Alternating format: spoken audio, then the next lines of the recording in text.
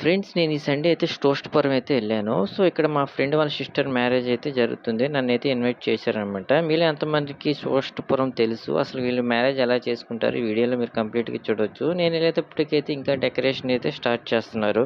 So, అప్పటికి వీళ్ళంతా పసుపు నీళ్ళు జల్లుకొని డాన్స్‌లయితే ఏస్తున్నారనమాట. చాలా గ్రాండ్‌గా సెలబ్రేషన్ చేస్తున్నారు. ఇది మా ఫ్రెండ్స్ వాళ్ళ హౌస్ పక్కనే అనమాట. ఈ డెకరేషన్ చేసినందుకు 30,000 అంట. ఈ ఫుట్‌బాల్ అతనే అంట చేసింది. చాలా బ్యూటిఫుల్‌గా చేశాడు. వీళ్ళు ఆర్కెస్ట్రా కూడా అరేంజ్ చేశారు.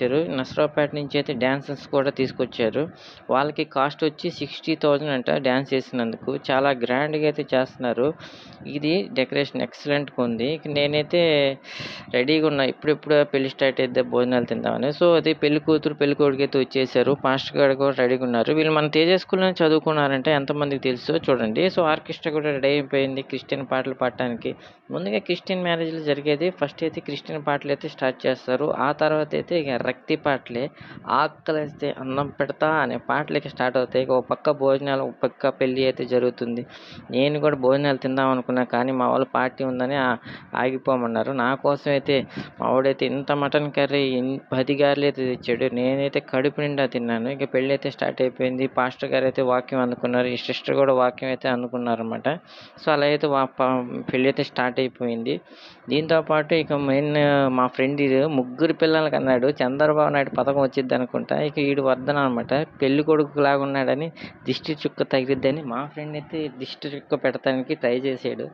ఫైనల్‌గా కష్టపడి చుక్క అయితే పెట్టించుకున్నాడు. మేమంతా చిన్నప్పటి నుంచి ఫ్రెండ్స్. 4వ తరగతి నుంచి మా ఫ్రెండ్‌షిప్ అనేది స్టార్ట్ అయింది. ఇప్పటికీ కొనసాగుతూనే ఉంది. మేము ఇంత క్లోజ్ అనమాట. ప్రతి ఫంక్షన్‌కి మేము కలుస్తూ ఉంటాము. ఎందుకంటే ఏ ఫంక్షన్‌కైనా మమ్మల్ని పిలవందే ఉండలేము. మేము ఏ ఫంక్షన్‌లో మేము నలుగురు పిలుచుకుంటాం. మేమే నలుగురు బెస్ట్ ఫ్రెండ్స్. 4th క్లాస్ నుంచి మా ఫ్రెండ్షిప్ అయితే స్టార్ట్ అయింది.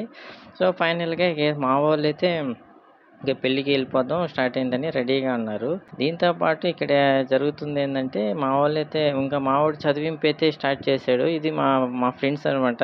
వీళ్ళైతే మంచి ఎనర్జెటిక్ హైపర్‌గా ఉన్నారు. సో, ఇక డీప్‌గా డిస్కషన్ జరుగుతుంది. నువ్వేమని తాగాలి, నేనేం తాగాలి అని. ఫైనల్‌గా వీళ్ళైతే ఒక డెసిషన్‌కి వచ్చుకొని వాళ్ళకి నచ్చింది తెచ్చుకోవడానికి వెళ్ళారు. ఇక పెళ్ళి అయితే ఫినిష్ అయిపోయింది. మనోడైతే రింగ్ ఎక్స్చేంజ్ చేసుకున్నారు. ఇక చిలకలూరిపేట డ్యాన్స్ అయితే మొదలవుతుంది. నిజంగా ఇదే హైలైట్ అనమాట ఈ ఫంక్షన్‌కి. మొత్తం సెటప్‌కి వీళ్ళైతే 60,000 అంటే డాన్సర్స్ వీళ్ళంతా వచ్చేసినందుకు. అసలు వీళ్ళు ఎలా డాన్స్ చేశారో, ఎట్లా జరిగిందనేది మీరైతే చూసేయండి.